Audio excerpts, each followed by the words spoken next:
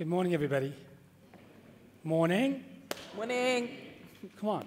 What's going on? It's Friday. And it's a long week, and if you took Monday off, so that's the story. So I've been asked to give a keynote, and I have about 40 minutes. And I was thinking to myself, it's quite depressing given all the stuff going on around us. And I've been asked to do a talk on harnessing trust and the implications for leadership. So I myself actually came through this program. I was a rising star in 2015. I've actually been working for 21 years already. So I've had 3 rounds of plastic surgery, which is why I look amazing. And that's a joke. That's a joke. I'm trying to find my clicker. Okay. So I worked for Accenture for the first 19 years of my career, and most recently I'm now the CEO of TransUnion Africa, which is the largest credit bureau in Africa, and I look after businesses in 8 different countries. However, today I was asked to give a talk on harnessing trust, and probably this first image is something that kind of epitomizes what Laura and the entire Black Bark team were hoping for you guys to understand as we move forward. Now, South Africa is a pretty tough place. Anybody not know that? Right? So, unfortunately for most of you, you can't see my taglines. That's going to be a problem, so I'll make up stuff, right? So it says at the bottom, it's pretty tough right now. So running the largest credit bureau in Africa, you kind of know a few things about the economy. So let me give you a couple numbers to depress you, and then we'll fix that, right? So last year, the GDP grew at 0.8%, right? It's pretty low. Africa grew at 4.3%, right?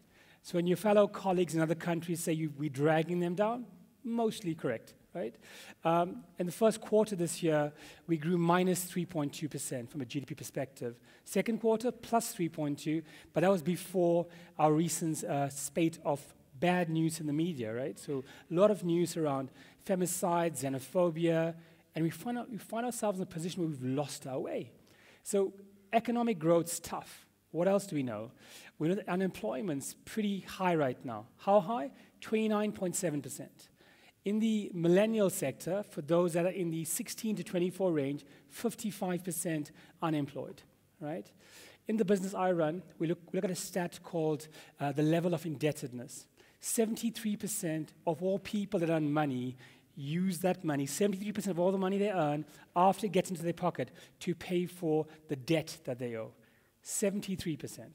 You've got 27% to deal with inflation, buying food, paying fuel, all those things that you need just to survive. That's pretty tough out there.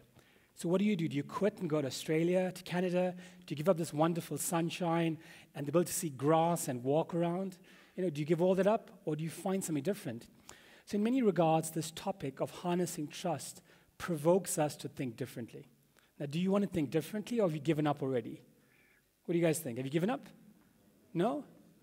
So if you haven't given up on the basis of a tough economy, as young leaders, we're going to have to think differently.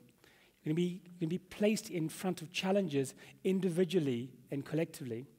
So my business that I took over a couple of years ago, so it's almost 3 years I took over. I joined in January 2017. The business has been around for 118 years, right? For the first 90 years of the business, it had no competition. Now, it's pretty cool when you have no competition. You can have lots of parties, weekends away, talk about new product, because there's no competition. Maybe very similar to Nokia pre-2008, when the iPhone came along, and Nokia lost 12%. And today, if you go into YouTube and have a look at videos about why Nokia failed, they didn't actually see the trigger for change. Something was changing. It wasn't just, I remember back in 2007 what I was doing, I had the coolest orange-colored case for my Nokia phone. And that's what we did. We had the coolest covers. And we had the smaller the phone, the better it was. You couldn't actually see it, right?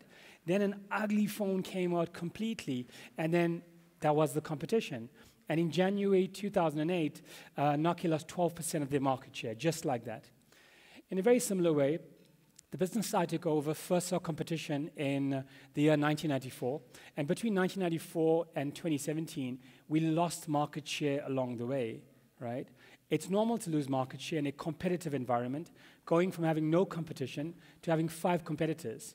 And remember all the effort to put a business together that ran for 100-odd years has now been challenged fundamentally. Very similar to the position we find ourselves in as a country and as businesses in which you sit. How do you find a way to create this new way of working? How do you find a way to convince people to change when all they've known is losing? Hashtag losing became a way, right? If you've been losing for 20 years, how do you walk into your office on Monday or Tuesday or Wednesday in this case and tell your boss, I'm rejuvenated, I'm renewed, having come to the Grad Star program, and I've got a new perspective. And everyone says, just, oh, shut up and sit down, Things are tough, let's just wallow in all the badness around us. So fundamentally, something has got to change. So over the next few minutes, I'm going to give you a few ideas that I think works. It's things that I've used practically. So being a CEO of a large business in 8 different countries, I've had to think about how do I find a way to harness trust? How do I fundamentally change the way we work to drive our relevance, not just as an organization, but as individuals? When you wake up and you come to work and you don't feel engaged, what do? One of the first things I did when I got to the business was I did what we call listening workshops. And I asked people one word, why do you come to work? Job, bills, right? I asked them one word, how do you feel? Depressed, right? It's just a job, right? It's unhappy. It's all those negativity. That negativity is not just a microcosm. It's how generally things are in the environment right now. So as a CEO, as a leader, you as youngsters, we are the group that propels our country forward. We are the group that takes us from 0.8% growth last year to the average of 4.3. East Africa, where our Kenyan colleagues are, they're growing at 11% on GDP, right? Can we do it? Damn straight we can. We didn't fight this hard for our democracy to give up now. Does that make sense? All right, so let's think of a couple things. So the first concept I want you to think about, create a vision that's worth believing. So if you can't, everyone says vision statement, mission statement, but create a vision for change that's worth believing. Now, am I talking about the world, the country, the continent? Am I talking about you? All of that, right?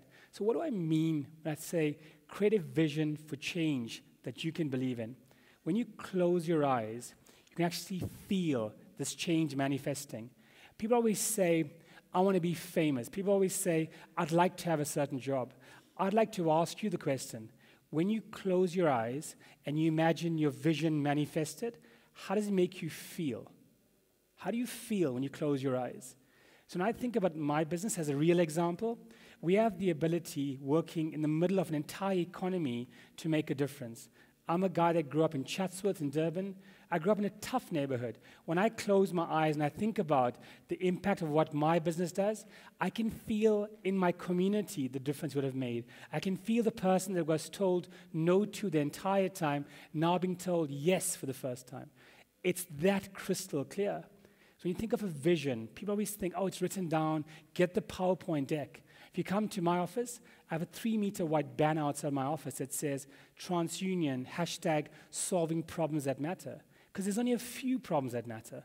It's poverty, it's inclusion, it's a better life for all of us. If you choose what those things are, that's a vision, that's a strategy worth believing in. We all have lots of decks, we have lots of things we've written down.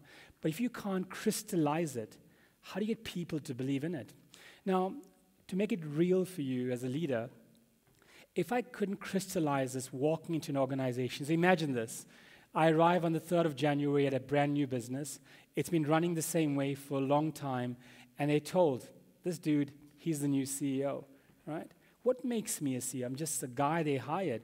I was hired by the Chicago head office, and now I'm here to take over and run the business. What do I know? I know nothing. I did enough to get the job. What do I know about this business? What do I know about the context? What do I know about the 118 years that led up to this point in time? What do we know? And if we don't know by figuring out what's happening around us from this context, we can't arrive at what we call the burning platform. When there's no burning platform, change can never happen. Let's just think about what I said. When you look in the mirror, this virtual mirror, it's literally there in front of you. If you look into the mirror and you like what you see, change can never happen. Can never happen. I like the guy I see. And here's the point.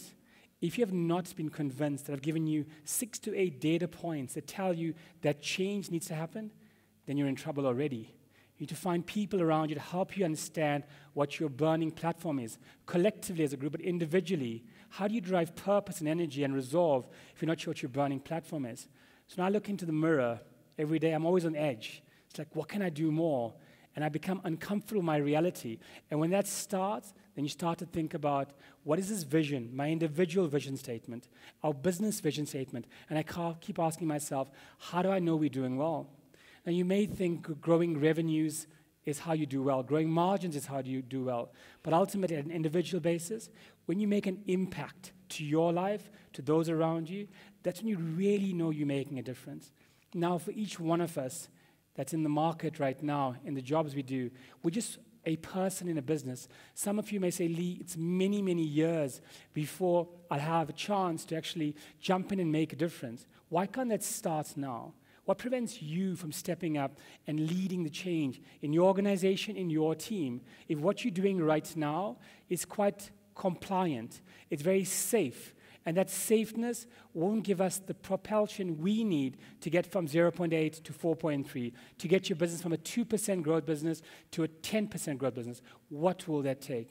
So strategy number 1 for you as leaders, create a vision that you can believe in. And literally, when you close your eyes, you need to feel this vision coming to life. And if you struggle to do what I'm saying you should do, you need help to help you figure that out. It's not tangible. It's not real. It's like, I want a Ferrari, all right?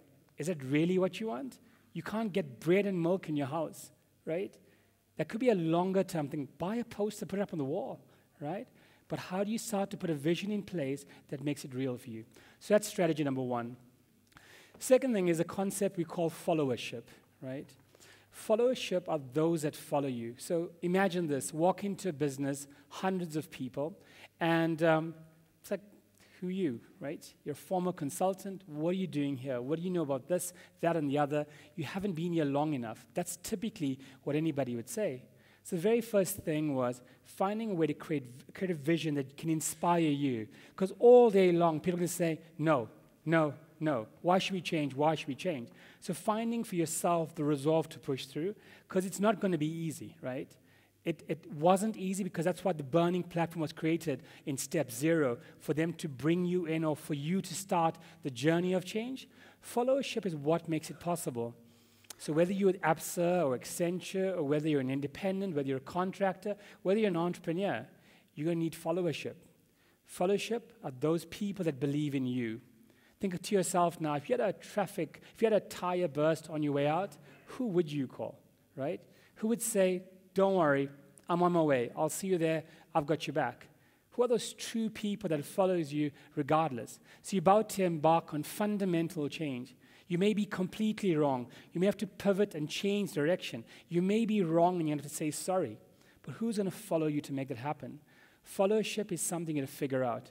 Now you may say, Lee, once again, I'm not that big shot leader, but in your team, why should I believe you if I work for you? What's different about you? What's telling me that what you're doing is right?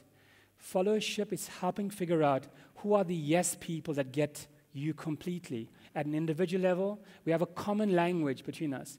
Now, we may be of different colors, different cultures, different parts of the world, but if you have no common language where we say fundamentally we're on the same page, if you don't align with my burning platform, if you don't align with our collective burning platform, then you've got no followership. Followership means we're going to take on this challenge to grow our business. We're going to take on the challenge to beat the other team. We're going to take on a challenge to make impact happen. That's what followership means. Now, at your table, for each one of you, you're probably thinking in your mind, the person to the left, the person to the right, they're my competition. If there was an award today for one superhero, that's going to have to be me. In the real world, that's actually not true. Myself, yourself, there's only so much you can do. The biggest thing is recognizing that you should be vulnerable to not knowing all the answers. Now, for someone that spent his entire life being a rock star at Accenture, right, came into a world I knew nothing. The first thing you do is like, oh my God, I was hired to do this, right? But I don't know it. The first thing we can do is slow down and find each other. So this followership tells us different things. In our table, There's things that are strengths and weaknesses for yourself and strengths and weaknesses for the other people around you. When you start to understand each other, create this connectedness, for change to happen, we need to bring everybody along with us. Now, if you have the ability to fire everybody, that's going to be easy. There is no ability to fire everybody. You're going to have to find a way to convince people off the burning platform, off the vision. You have to find a way to create followership. Number 3. So when you have the followership, that's cool. Now we need a concept called leverage. And this is something I've been practicing in my own business. So I've got a couple hundred people that work under my leadership. It's important to have the key members under you buying it. But those key people, and you guys know it, aren't the ones that actually do the work. Leverage is where we actually get execution to happen. Now, it could be you that's part of the leverage, but if you want execution to happen, we've got to have the leader that's starting to pull. But if everyone's pulling in the different direction, in the wrong direction, then change cannot happen. Now, this talks to many things. It starts by talking to a culture of collaboration and working together. When I got to the organization some 3 years ago, I found that the engagement level of the employees was in the 20%, in the low 20%. That means when you come to work, you're telling yourself, when will 5 o'clock come so I can go home? How do you make change happen at an organization level if people that come into the office find no sense of personal fulfillment, no need to engage in what we're doing? Leverage is the ability to win people over. So in your team right now, the person that says, yes, Lee, yes, Bob, yes, Sally, do they really get it? Are they backing you? Are they working in a way that makes sense? And if they aren't working in a way that makes sense, how do you do that? Now, you may say, Lee, in my table, we're all friends. Friendships aside, you aren't meant to like everybody in your team. You're meant to be extremely professional. What you're meant to do is find cohesion as individuals within your team. If there's no cohesion, you're actually not going to move forward. For us to move forward as an economy, we need all of us in the 58 million economy, right, to all push in the same direction. If we're pulling and pushing in different directions, which we're doing right now, we're going to have a challenge. So you ask yourself right now, in my team, do I have leverage? Leverage meaning, if I tell the team I'm pushing off in that direction, one, are they going to follow me? And will they follow me at the pace we need to? So if I need to scale and go faster, can I go faster? If I need to go slower, can we go slower? That's the reality of the business we have right now. The agility, the responsiveness is what leverage gives us. If we can't execute on this fancy vision that you have in your head when you close your eyes, is it a good vision?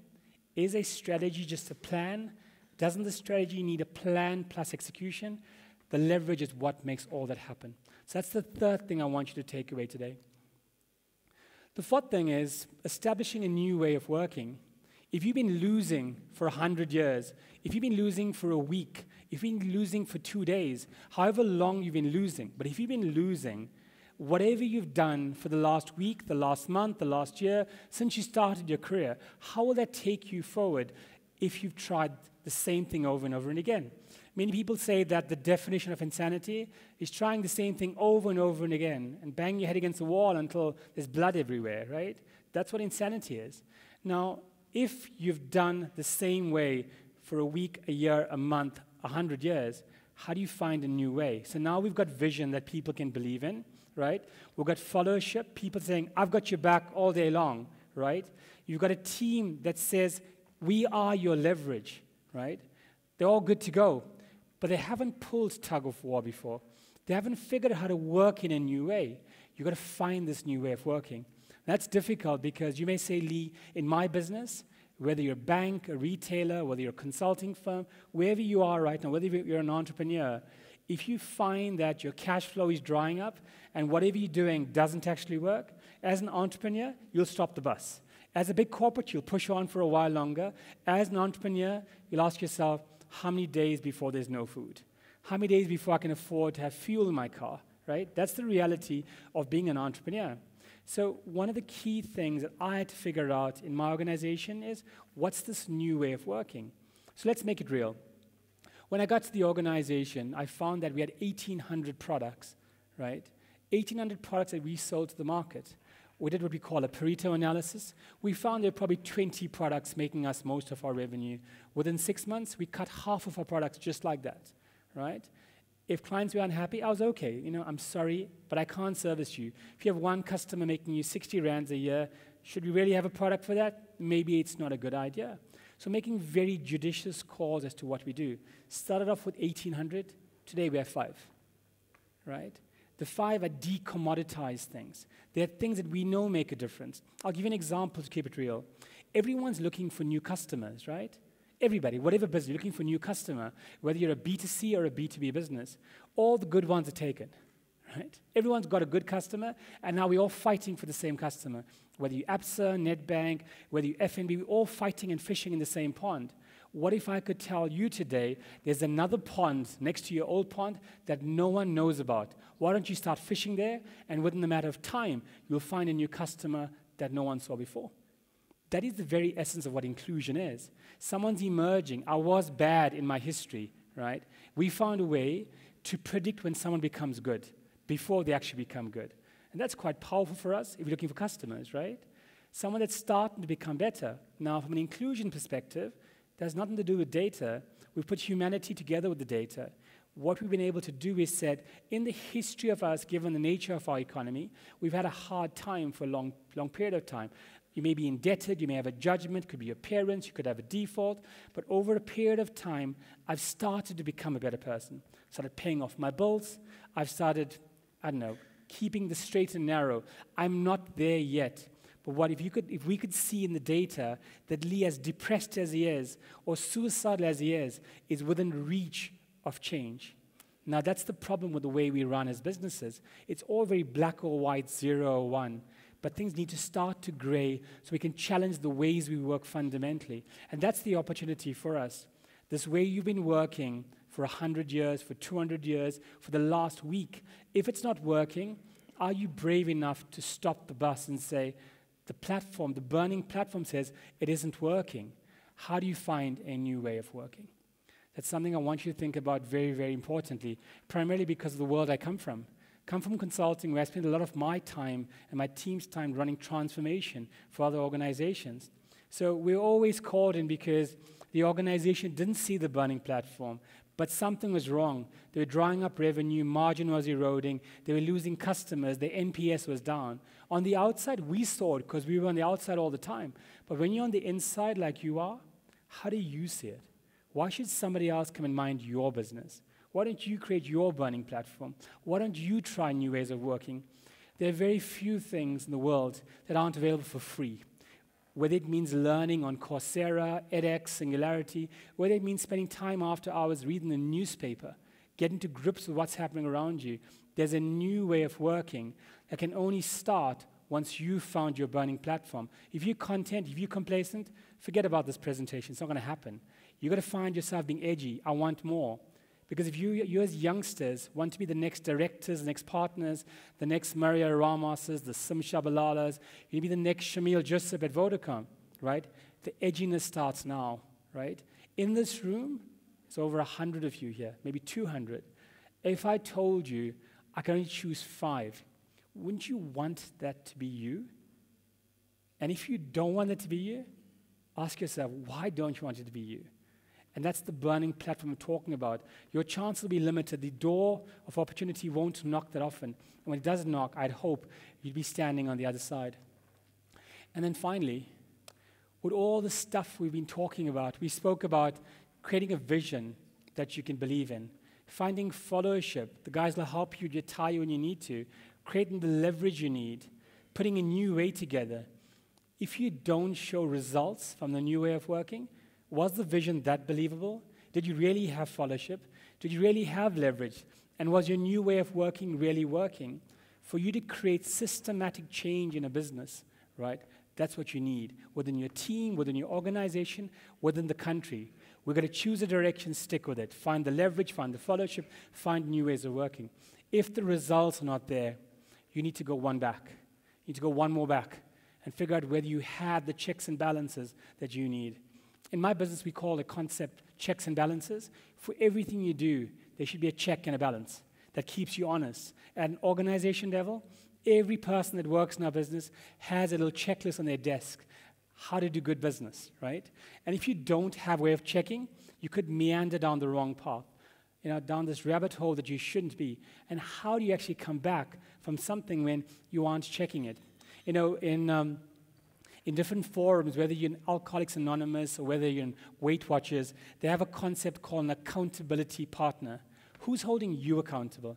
Who's helping you look in the mirror when you say, I'm taking the long weekend off? We'll look at the mirror on Wednesday.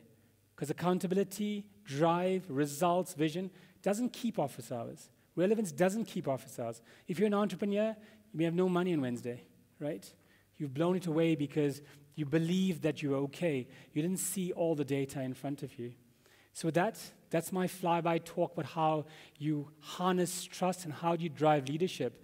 The key takeaway is that you, right now, are in the perfect position to help us propel the economy forward. You may not think so, but I'll tell you this, having been young at some point, I think I'm still young, but having started this journey where I started an organization. I remember the very first day, I was one of 13 new analysts that joined Anderson Consulting back at the time. And I wanted to kick everyone's backside. I want to be number one. And if you have the edginess, you go, because my mom told me, if you come back to Chatsworth, you're in trouble. Stay there. That was my burning platform, which evolved over a period of time, right? What's your burning platform? Because ultimately, the right reason you're here as a grad star, as a rising star, as an alumni, you were identified by your leadership, by your employees, by your fellow colleagues as someone that can take us forward as a country. If you aren't taking on this mantle to propel us forward, who's going to? Why wait for somebody else to do it when all the tools, all the techniques you need, you've been discussing over the last couple of days, right? You've got it. It's for you to now say, do I want to take this forward? Do I take the challenge on? Do I want to be relevant? Because if you're not going to become relevant, at some point, you will be replaced. You will become replaced by some compliant technology, some compliant person, because in the future, what we need is less people that are compliant. We need people to drive the change, drive the vision, to help us see success. So with that, let me say goodbye. My details are up on the screen. You can follow me on Twitter, on LinkedIn, drop me an email. I am an alumni of Rising Star, so if I can help you in your journey, reach out and we'll pass back the love to you. Thank you very much, everybody.